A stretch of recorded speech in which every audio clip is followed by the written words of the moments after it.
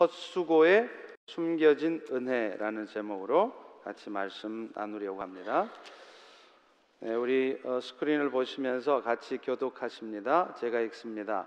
12해를 혈루증으로 앓아온 한 여자가 있어 많은 의사에게 많은 괴로움을 받았고 가진 것도 다 허비하였으되 아무 효험이 없고 도리어 더 중하여졌던 차에 예수의 소문을 듣고 무리 가운데 끼어 뒤로 와서 그의 옷에 손을 대니 이는 내가 그의 옷에만 손을 대어도 구원을 받으리라 생각함일러라. 이에 그의 혈루 근원이 곧 마름에 병이 나은 줄을 몸에 깨달으니라. 예수께서 그 능력이 자기에게서 나간 줄을 곧 스스로 아시고 무리 가운데서 돌이켜 말씀하시되 누가 내 옷에 손을 대었느냐 하시니 제자들이 여짜오되 무리가 애워싸미는 것을 보시면서 누가 내게 손을 대었느냐 물으십니까 하되 예수께서 이 일 행한 여자를 보려고 둘러보시니 여자가 자기에게 이룬 일을 알고 두려워하여 떨며 와서 그 앞에 엎드려 모든 사실을 여쭈니 예수께서 이르시되 따라 너의 믿음이 너를 구원하였으니 평안히 가라. 내 병에서 놓여 건강할지어다. 아멘. 믿음과 순종은 동전의 앞, 뒷면과 같습니다. 믿음이 있으면 순종의 행위를 하게 되어 있고 또한 그 순종의 행위를 통해서 그가 믿음이 있다는 것이 증거되는 것입니다. 그런데 여기서 중요한 것은 순종하는 행위의 출발이 믿음이라는 것이죠. 다시 말하면 순종에 앞서서 우리에게 필요한 것이 믿음이라는 것입니다. 그런데 사람들은요, 이 믿음보다는 먼저 눈에 보여지는 순종의 행위를 강조합니다. 물론 믿음은 결국에는 순종의 행위를 통해서 증거되어야 하지만 사실은 그 순종도 믿음이 있을 때 나오는 것이라는 거죠. 바꿔 말하면 누군가가 말씀대로 못 살고 있고 예수님을 주라 인정하고 내가 예수를 믿습니다 라고 말하지만 결국에 결정적인 순간에는 예수님의 말씀의 뜻대로 하는 것이 아니라 내 생각대로 내 뜻대로 하게 되는 것은 결국에는 믿음의 부족 때문이라는 것입니다. 실제로 예수님은 많은 기적 같은 치유 사역을 보여주실 때 그래서 항상 먼저 물으시고 요구하시는 것이 있었는데 그게 바로 믿음이에요. 네가 이것을 믿느냐라고 꼭 물으시고 역사를 하십니다. 이것은 오늘날 우리의 신앙생활에 있어서 먼저 필요한 것. 그렇기 때문에 사실은 우리가 먼저 구해야 할 것이 바로 믿음이라는 것이죠. 주님이 이루실 것을 믿을 때 절망할 수밖에 없고 부족해 보이는 상황이고 염려할 수밖에 없는 이 상황에서도 주님이 일하심을 신뢰할 때 우리는 비로소 내 생각과 상관없이 보여지는 상황과 상관없이 말씀대로 순종하는 삶을 살 수 있기 때문입니다. 그리고 그 순종의 삶의 결과 하나님의 역사가 내 삶에도 나타나고 주의 뜻이 이루어지기 때문입니다. 오늘 본문의 말씀도 사실은 예수님의 역사하심을 통해서 우리에게 그것을 가르쳐주고 있습니다. 오늘 본문 말씀은 12년 동안이나 혈루증으로 고통받던 여인이 예수님으로 말미암아 치유받는 내용이에요. 사실 이 사건은 마태복음 9장에도 누가복음 8장에도 동일하게 기록이 돼 있는데 특별히 오늘 본문인 마가복음 5장에는 아주 소상하게 자세하게 기록이 되어 있습니다. 더더군다나 이 사건은 예수님께서 회당장이었던 야이로의 딸을 고치시는 그 사건 사이에 지금 이 사건을 삽입해 놓고 있다는 거예요. 그 이유는 혈류증으로 고생하던 여인이 예수님으로 말미암아 고침받는 이 사건이 그만큼 회당장 야이로의 딸이 고쳐지는 그 와중에 급박하게 이루어졌다는 것을 나타내려고 하는 것입니다. 오늘 우리는 본문을 통해서 예수님께서 그 당시에 혈류병에 걸린 여인뿐만 아니라 오늘날 우리 성도 여러분들에게도 어떤 은혜를 주시기를 원하시는지, 그리고 그 은혜를 베푸시고자 할 때 예수님은 오늘 우리에게 무엇을 요구하시고 기대하시는지에 대해서 말씀을 나누어 보려고 합니다. 우리 다시 한번 25절 말씀 다 같이 읽습니다. 시작. 12해를 혈루증으로 알아온 한 여자가 있어. 지금 오늘 본문의 주인공으로 등장하는 이 여인은 혈루증으로 12년 동안을 고생을 했다는 것입니다. 저는 의사가 아니기 때문에 이 혈루증이 어떤 증세가 있고 어떤 원인인지에 대해서는 잘 모르겠습니다. 그런데 이 혈루증이라는 것은 한마디로 말하면 여성들이 피를 흘리는 하혈을 하는 것을 말한다고 합니다. 자궁에서 출혈이 생기는 이유는 대개 세 가지가 있다고 해요. 첫 번째는 호르몬의 불균형으로 인해서 월경의 주기가 늘어나거나 연속적으로 출혈이 되는 경우입니다. 이것도 늘상 있을 수 있는 일이 아니라 사실은 병이라는 것이죠.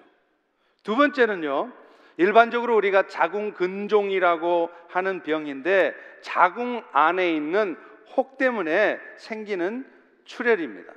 그리고 이 출혈 때문에 여성들은 실제적인 고통을 느낀다는 것이죠. 그리고 마지막으로는 암의 초기 형태인 악성 종양으로 인한 출혈입니다. 성경학자들은 아마도 이 본문에 나오는 여인은 전후 상황으로 볼 때 첫 번째나 두 번째의 경우에 해당한다고 짐작을 합니다. 어찌됐건 이 혈루병에 걸린 여인은 이 병을 치료받기 위해서 12년 동안이나 유명하다 하는 의사를 다 찾아다녔습니다. 그런데 문제는 12년 동안을 찾아다녀도 헛고생이었다는 거죠. 26절의 말씀이 그 상황을 표현합니다. 다 같이 읽습니다. 시작. 많은 의사에게 괴로움을 받았고 가진 것도 다 허비하였으되 아무 효험이 없고 도리어 더 중하여졌던 차에 혈루증을 앓은 이 여인은 의사를 찾아다니면서 그 병이 낫기를 원했지만 안타깝게도 의원들을 찾아가서 그 병 치료를 하게 되면 할수록 고통만 남았다는 거예요. 여러분도 그러지 않습니까? 병을 낫기 위해서 치료를 받으러 갔는데 병은 안 낫고 심지어는 그 병은 더해지면서 그 치료의 과정 속에서 여러분이 고통만 당하는 경우가 있지 않습니까? 지금 바로 이 혈루증에 걸린 여인이 그랬다는 것이죠. 더더군다나 그 과정에서 이 여인은 아마도 이 병 치료를 위해서 많은 돈을 썼을 것이고 그것 때문에 이제는 경제적인 어려움까지 겪는 그런 상황에 와 있다는 거예요. 오늘 본문 26절에도 그렇게 표현하고 있지 않습니까? 가진 것도 다 허비하였으되. 그런데 이 여인이 겪은 고통은 이런 육체적인 고통만이 아니었습니다. 사실은 정신적인 고통이 이 여인에게 있어서는 더 컸습니다.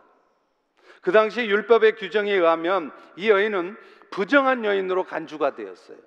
레위기 15장 25절에 보면 만일 여인이 피의 유출이 있으면 그의 불결기가 아닌데도 여러 날이 간다든지 그 피의 유출이 불결기를 지나도 계속된다면 그 부정을 유출하는 모든 날 동안 그는 부정한 것이다, 이렇게 말해요.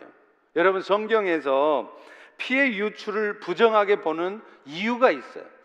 모든 여성들이 다 욕심적인 이유 때문에 피의 유출을 하는데 왜 성경은 그것을 부정하게 보느냐?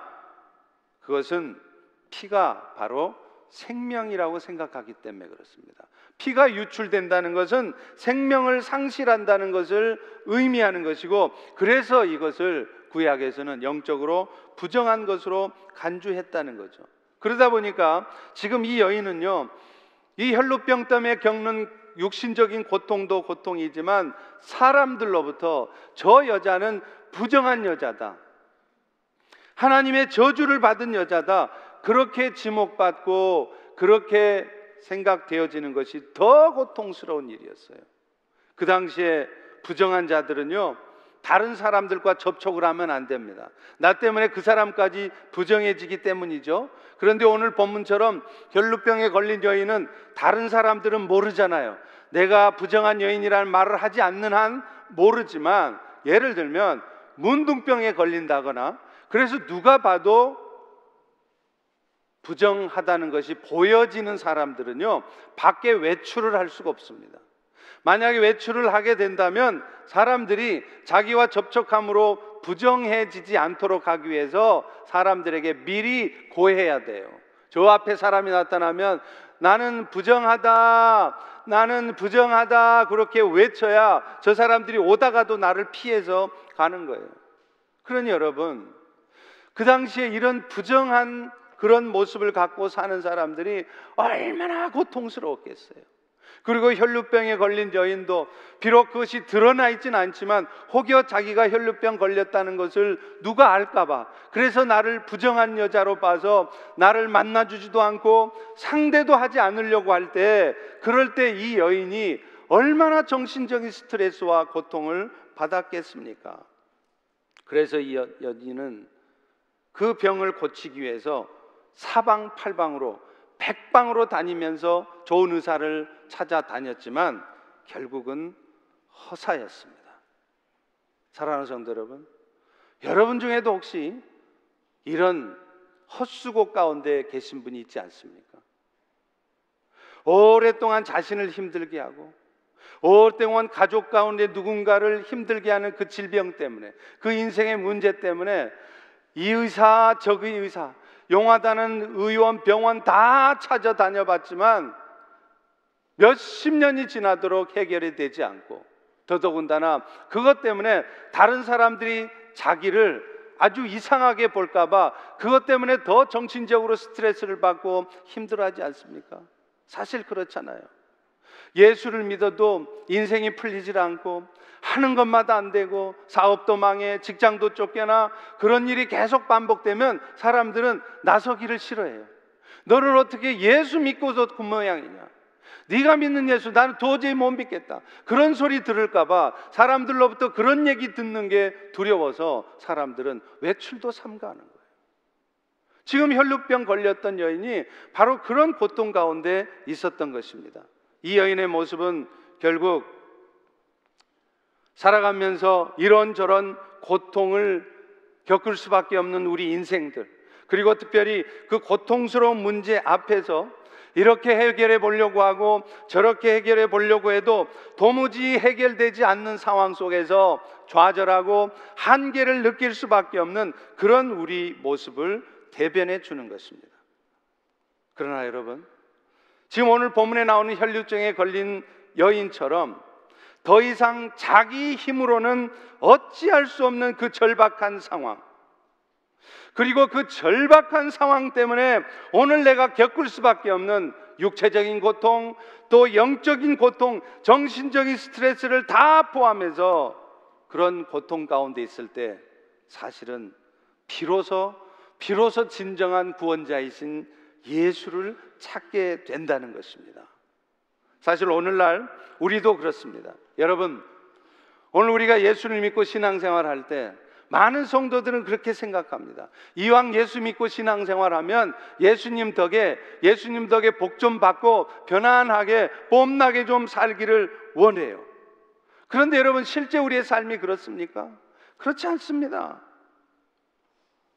그런데 우리의 삶에 정말로 하나님이 주신 축복으로 말미암아, 예를 들면 어려운 일이 없다거나 인생사가 그렇게 큰 어려운 일이 없이 잘 풀려나가면은요, 우리는 좀처럼 예수님 앞에 나가지 않습니다. 왜요? 그분의 도움이 필요하지 않기 때문에. 머리로는 뻔히 압니다. 우리 인생이 내 힘으로 살 수 없다는 거 알아요. 그래서 그분의 도우심이 아니면 나는 아무것도 할 수 없다는 거 압니다. 그러면서도 그분 앞에 나가지 않는 거예요. 그분의 도우심을 기대하지 않는 거예요. 왜요? 내 삶에 어려움이 없기 때문입니다. 그런데 그렇게 편안하게 살다가도, 모든 일이 잘 풀려지다가도 인생에 심각한 위기가 오게 되면, 더더군다나 그 고통스러운 일을 나름대로 해결해버리고 이리 뛰고 저리 뛰고 그야말로 백방으로 수소문을 하고 노력을 해봐도 그 인생의 문제가 해결되지 않을 때 우리는 비로소 그분 앞에 나가는 것입니다. 참으로 어리석은 모습입니다. 사실은 성도 여러분들이, 많은 분들이 그러셨을 것이고 저 역시도 그렇습니다. 저보다 먼저 예수님을 만나고 신앙생활을 열심히 하시던 우리 어머니도요, 저한테 늘 너 예수 믿어야 된다고 늘 말씀하셨어요. 당신도 60이 넘어서 예수를 믿었으면서도 막상 그렇게 종교를 바꾸기가 힘드시다가 정말 결단하고 예수를 믿게 되니까 이렇게 좋은 거를 내가 왜 진작 믿지 않았는지 후회하시면서 늘 저한테 너도 예수 믿어야 된다, 너도 신앙생활해야 된다 늘 말씀하셨어요. 그런데 여러분, 그 어머니의 말씀이 제 귀에는 하나도 안 들어요. 내 귀에 캔디? 하나도 안 들어요. 오직 했으면요, 제가 나중에 섬기게 된 그 교회 담임 목사님을 저희 집에 모시고 오셨더라고요. 그래서 제가 그 목사님을 좀 만나서 대화를 하면서 제가 좀 마음이 바뀌기를 원하셨겠죠. 그런데 그때 그 목사님이 나중에 저한테 얘기를 해주시더라고요. 그때 내가 김 목사를 만났을 때 그런 생각이 들었다는 거예요. 저 형제는 예수 믿으려면 아주 한참 멀었다. 목사님하고 대화할 때 말씀을 듣는 태도나 목사님이 전하는 말씀에 대해서 받아들이는 반응을 보니까 도무지 저 친구는 예수 믿을 것 같지 않더라는 거예요.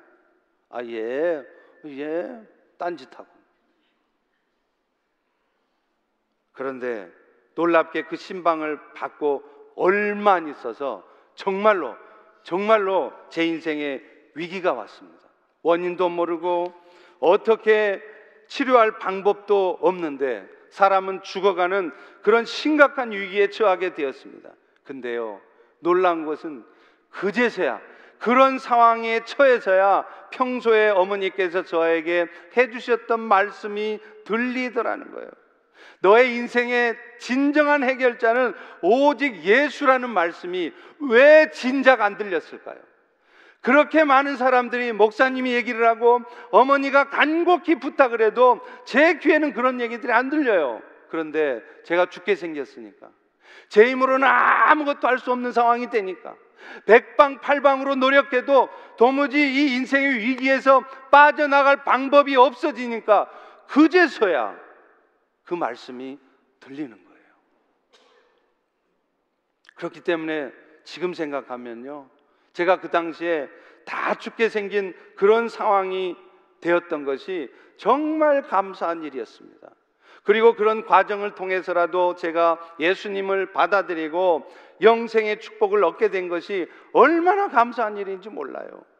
여러분, 사실 그렇습니다. 우리 주변에는요, 제가 겪었다고 하는 그런 인생의 위기가 온다고 해서 다 예수님을 영접하지 않습니다.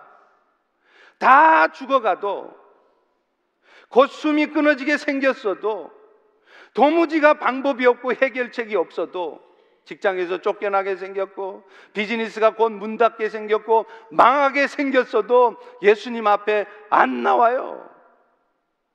예수를 믿는다 해도, 그런 심각한 인생의 위기가 와도 겸손하게 그럴수록 주님 앞에 나와서 주님이 도와주셔야 됩니다, 주님이 하실 수 있습니다 하고 구해야 할 텐데 안 한단 말이에요.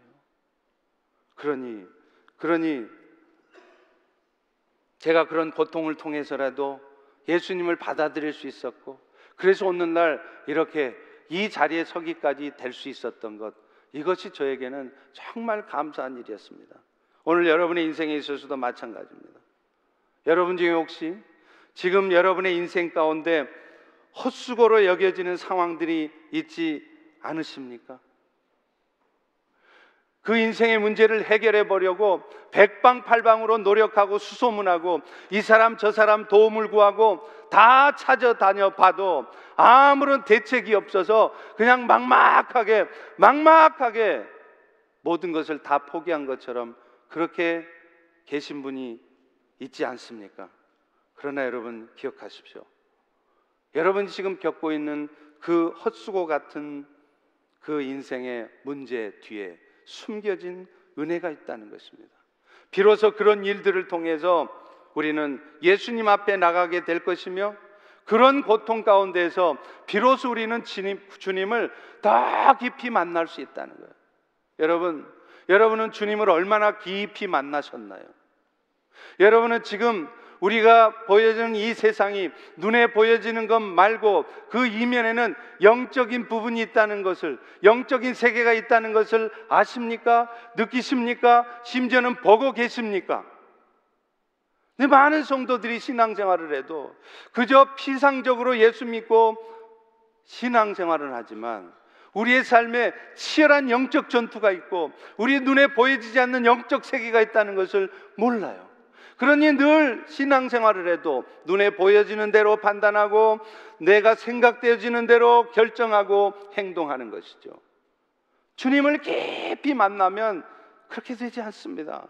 주님을 깊이 만나보면 이 눈에 보여지는 세상이 전부가 아니구나, 그 이면에 보이지 않는 영원한 세계가 있는 것이구나. 그리고 그 주님과의 깊은 만남 가운데 있는 사람들은 인생에 어떤 위기가 오고 인생에 어떤 심각한 문제가 와도 그것 때문에 쉽게 흔들리고 염려하고 두려워하지 않습니다. 예수님은 오늘 여러분의 헛수고 같은 인생, 이렇게 봐도 방법이 없고 저렇게 봐도 방법이 없고 그야말로 두 손 두 발 놓고 가만히 기다릴 수밖에 없는 그런 여러분의 인생의 상황을 통하여 주님을 깊이 만나게 하실 것입니다. 예레미야 29장 11절 13절의 말씀도 그렇게 말씀합니다. 너희를 향한 나의 생각을 내가 아나니 평안이요 재앙이 아니라. 그런데 우리는 재앙 같은 거예요. 갑자기 생각지도 못한 질병이 나타나고 갑자기 비즈니스가 어려움에 처하고, 그러면 왜 재앙 같은 일이 나에게 생겼는지, 왜 하필 나에게 이 일이 생겼는지 원망하고 불평하고 염려합니다. 그런데 하나님 우리에게 말씀해요. 그것이 재앙이 아니라는 거예요. 너희들에게 평안이 주어지는 것이고 오히려 그것 때문에 너희에게 미래와 희망이 이루어지게 될 것이다. 그 미래와 희망이라는 게 뭐겠습니까? 결국에는 너희가 내게 부르짖으며 내게 와서 기도하면 내가 너희의 기도를 들을 것이고 너희가 온 마음으로 나를 구하면 나를 찾을 것이요 나를 만나게 될 것이다. 그런 헛수고 같은 인생의 문제를 통해서 우리는 비로소 주님 앞에 나갈 수 있다는 거예요. 그래서 간절한 마음으로 주님을 찾고 찾을 때 주님을 만난다는 거예요. 그런데 여러분, 이 말씀을 기억하십시오. 너희가 온 마음으로 나를 구하면, 인생에 질병이 생겼다 그러죠. 주님, 내 병 좀 고쳐주세요. 한두 번 기도하고 말고, 인생에 심각한 위기가 왔는데도 정말 진지하게 간절한 마음으로 구하는 것이 아니라 하나님 살아계신다며요. 살아계신 내 병 고쳐주시고 내 인생의 문제 풀어주세요. 이런 정도가 아니라 전심으로 온 마음을 다해서 주님을 찾으라는 거예요. 그러면 어떤다고요?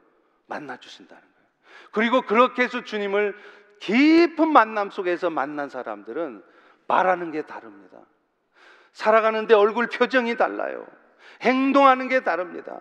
인생에 조그만 위기가 오고 조그만 내 마음에 안 드는 상황이 온다고 그래도 금방 얼굴색이 변하고 금방 어두워지고 금방 좌절하고 원망하고 무너져 있는 것이 아니라 주님과의 깊은 만남을 통해서 지금 이 상황도 주께서 지키시고 이끄시는 상황인 것을 알기에 웃어줄 수 있고 감사할 수 있고 축복할 수 있는 거예요. 여러분, 이것을 위해서 주님은 오늘도 여러분에게 헛수고 같은 그런 인생의 시간을 갖게 하시는 것입니다. 그러므로 내 인생은 왜 이렇게 헛수고만 하게 되는지 모르겠다고 좌절하거나 주저앉아 있지 마십시오. 그럴수록 여러분이 주님 앞에 매달려 보십시오. 예레미야 선지자의 말씀처럼 주님을 간절히 찾고 찾으면 그 일들을 통해서 여러분은 그동안 여러분이 신앙생활했던 그런 차원과는 전혀 다른 또 다른 차원의 그런 깊은 은혜 세계에 들어가게 될 줄로 믿습니다. 이것이 헛수고 속에 숨겨진 은혜입니다. 오늘 혈류병에 걸린 여인도 결국은 자신이 겪고 있는 그 고통스러운 삶의 과정을 통해서 주님을 만나게 됩니다.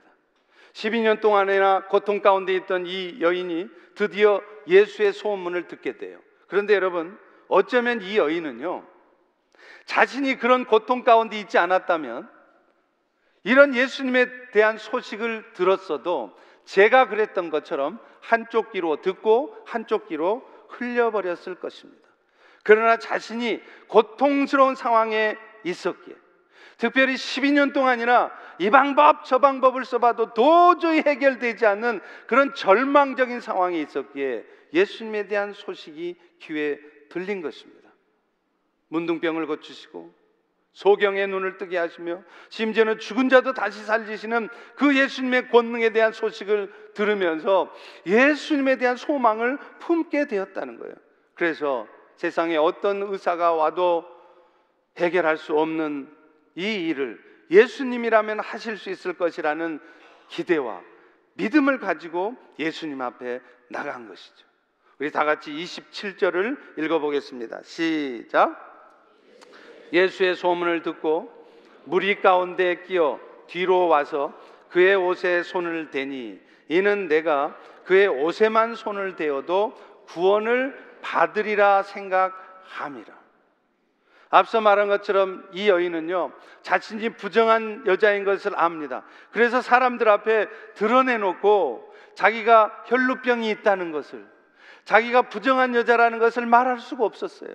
그래서 예수님한테도 예수님 내 혈루병을 고쳐주세요 라고 말을 할 수가 없었습니다. 그래서 그는 예수님 뒤에 몰래 가서 예수님의 옷자락을 잡은 거예요. 여러분, 이런 여인의 모습은 이게 일종의 미신적인 그런 행동처럼 보여지지만 그것은 사실 그 여인이 그만큼 예수님에 대한 기대와 믿음을 갖고 있었다는 것을 증거하는 것입니다. 이 뒤에 나오는 회당장이었던 야이로는요, 자기의 딸의 병을 고쳐주기를 예수님께 구할 때 어떻게 했습니까? 예수님, 우리 딸에게 와서 우리 딸을 만져주셔서 그야말로 안수 기도라도 해주셔서 내 딸을 낫게 해주십시오, 이렇게 부탁했어요. 그런데 지금 혈류병 걸린 여인은 예수님더러 오시라고 그래서 내 머리에 손을 얹고 안수해서 내 병을 낫게 해달라고 구한 것이 아니라 예수님한테 부탁도 하면서 예수님의 옷자락만 잡아도 내 병은 나을 수 있을 것이라는 기대 가운데 조용히 가서 예수님의 옷을 만진 거였습니다. 사실 이 여인은요, 예수님의 치유의 기적을 목격하거나 한 것도 아니었어요. 왜냐하면 오늘 본문 27절에 보십시오.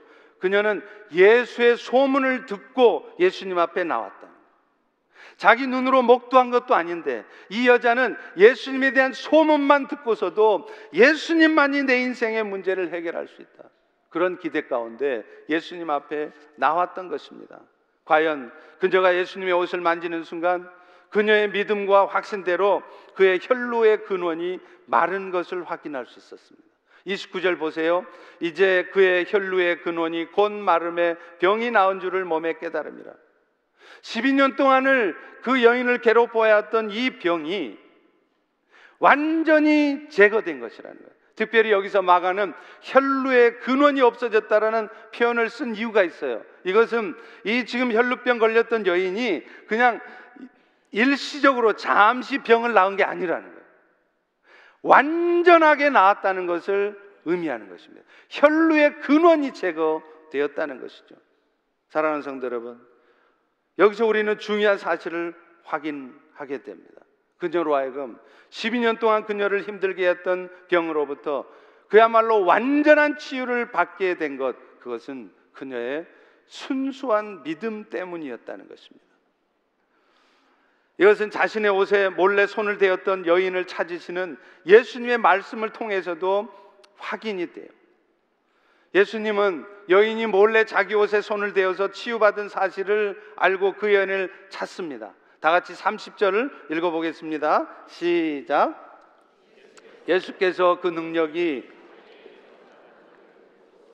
스스로 아시고 무리 가운데서 돌이켜 말씀하시되 누가 내 옷에 손을 대었느냐.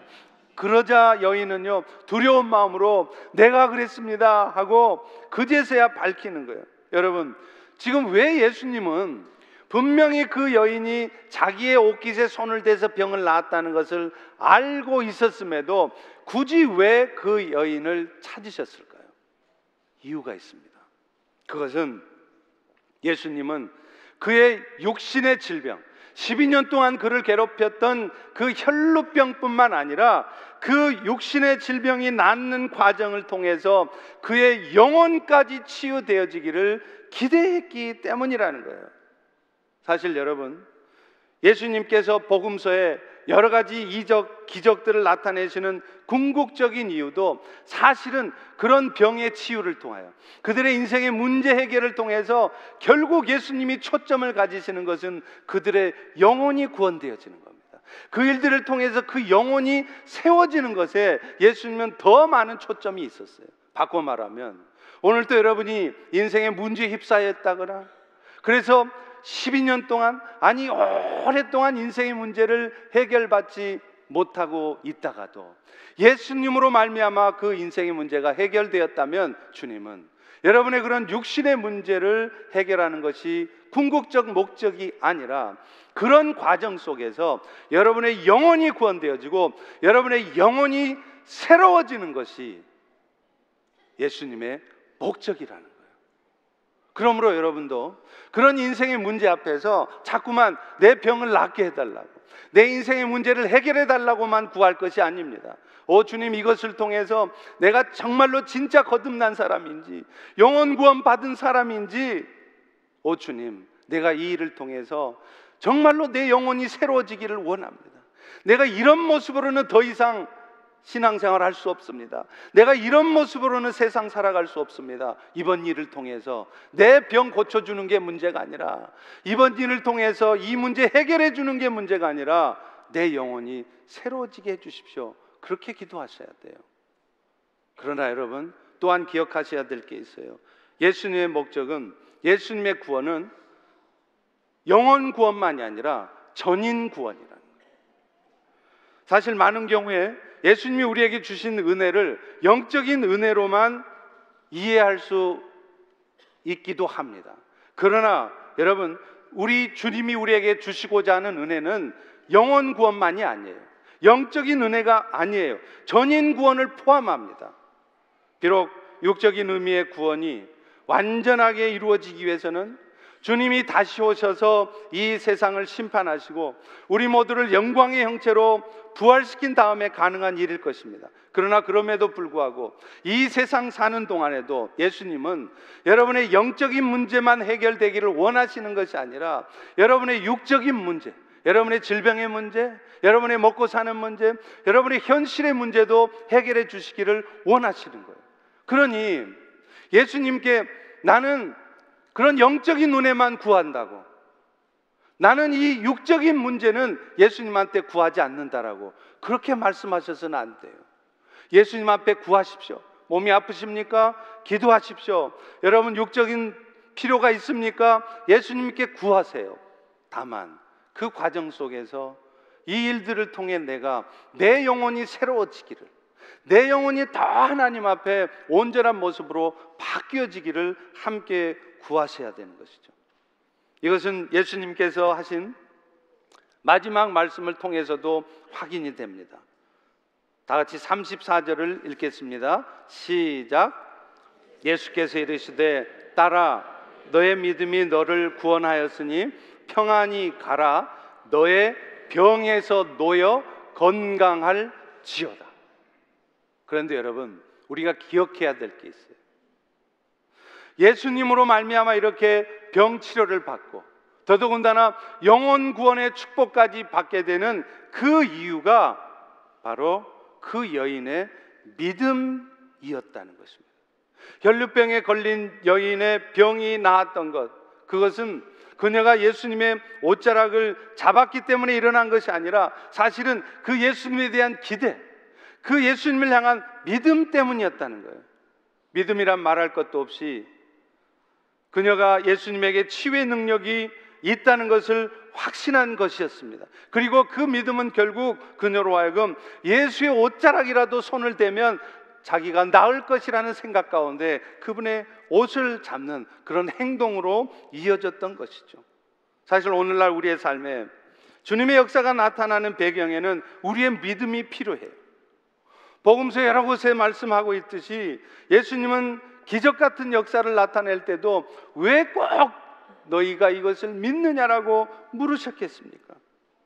하나님의 아들이고 창조주의 권능을 가지신 예수님이라면 사실 여러분 굳이 인간편의 믿음을 요구할 필요도 없어요. 그냥 창조주의 권능을 가지고 내가 명하노니 너의 병이 나을지어다, 그렇게 하면 되는 거예요. 그런데 왜 예수님은 믿음을 요구하셨을까요? 그 믿음을 통하여서 예수님은 영적인 교제가, 영적인 관계가 이루어지기를 원하셨던 것입니다.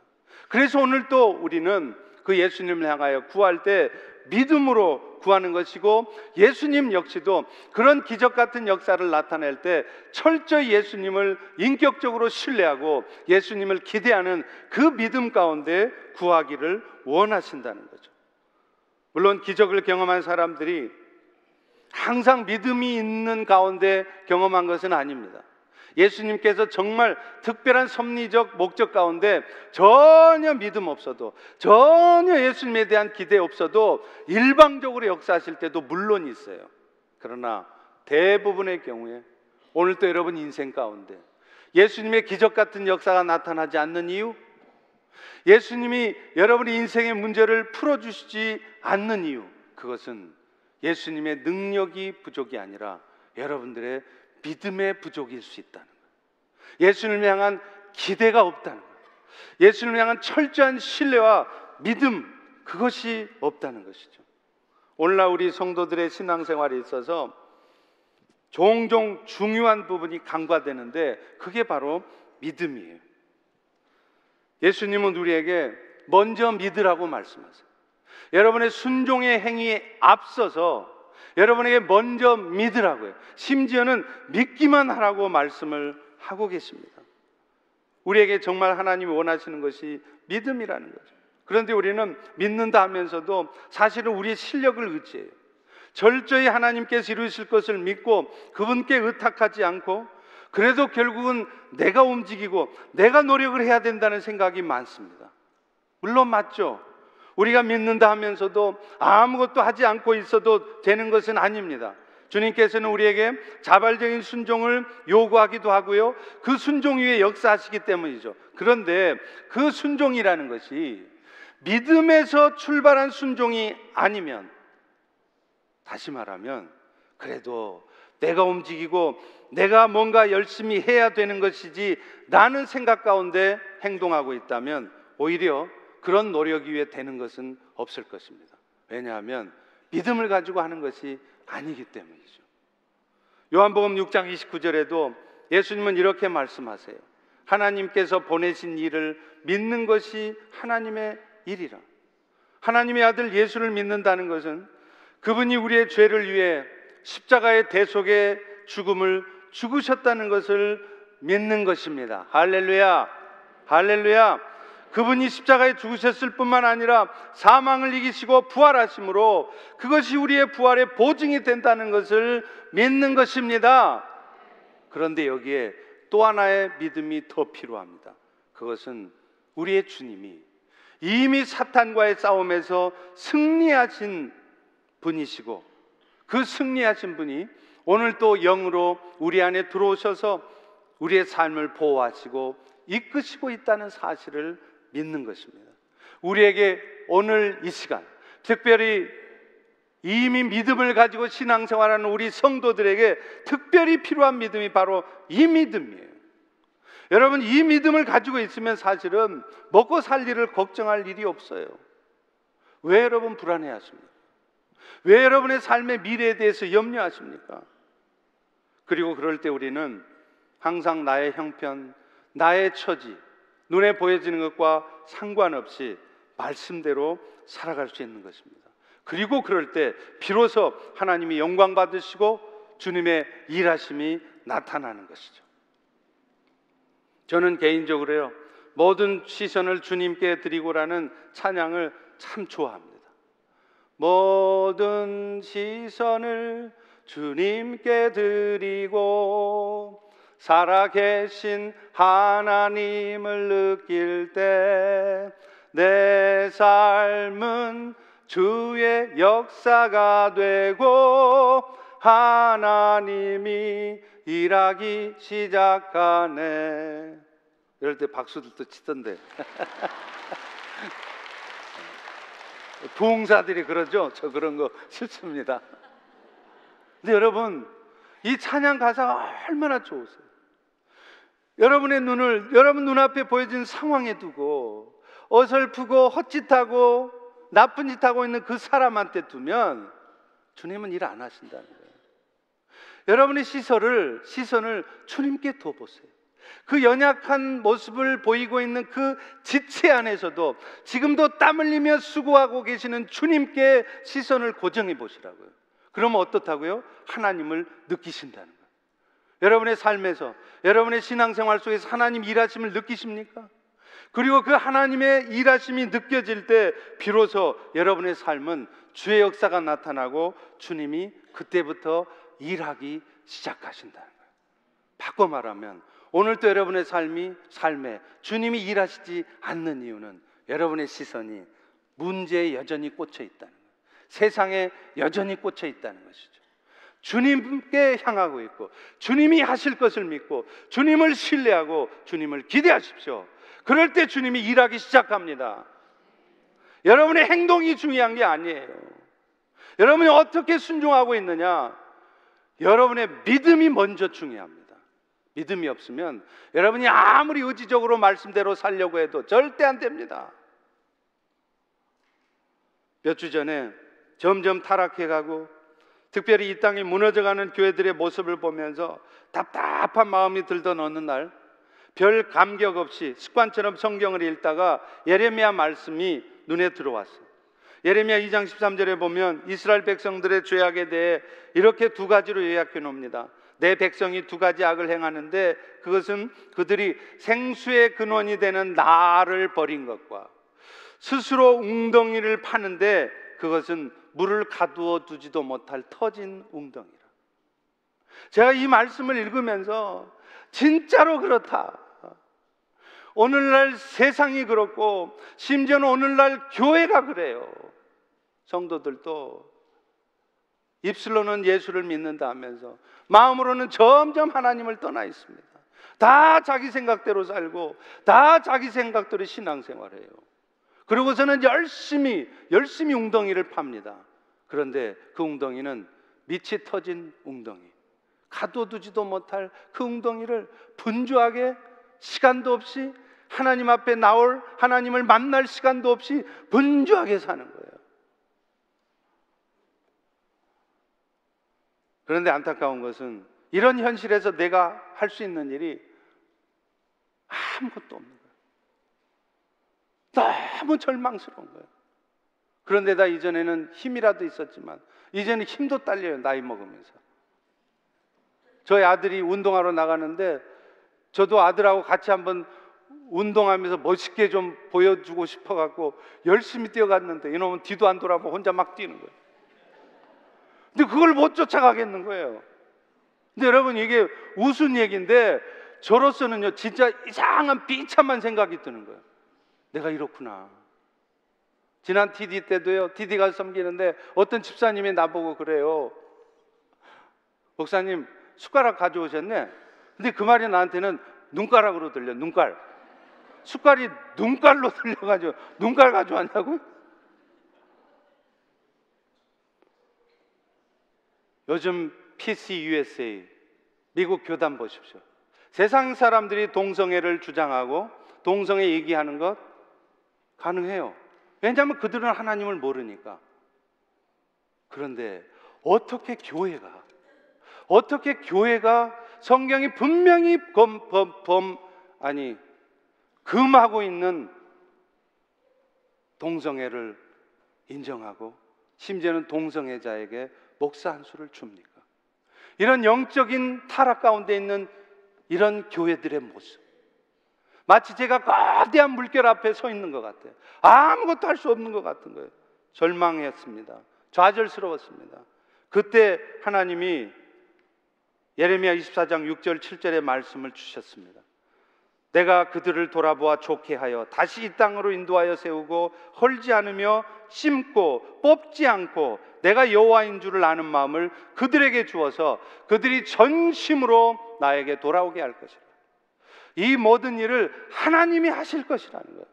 그러면서 저에게 제 개인적으로도 위로의 말씀을 주셨어요. 예레미야 1장 7절 8절입니다. 여호와께서 이르시되 너는 아이라 말하지 말고 내가 너를 누구에게 보내든지 너는 가며 내가 너에게 무엇을 명령하든지 너는 말할지니라. 너는 그들 때문에 두려워하지 말라. 내가 너와 함께하여 너를 구원하리라. 여러분 혹시 이 말씀 기억하십니까? 이 말씀은 제가 펠로시 교회 부임이 결정되어지고 2013년 12월 15일 주일 여러분에게 처음으로 했던 설교입니다.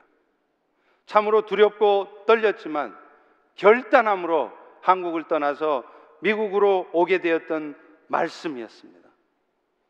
하나님은 이 말씀을 통해서 저에게 마음을 정하게 하셨고 오늘까지 사역을 이어오게 하셨고 또 다시 한번 저의 마음을 굳건하게 하셨던 겁니다. 사랑하는 성도 여러분, 여러분이 바라보아야 될 분은 주님이세요.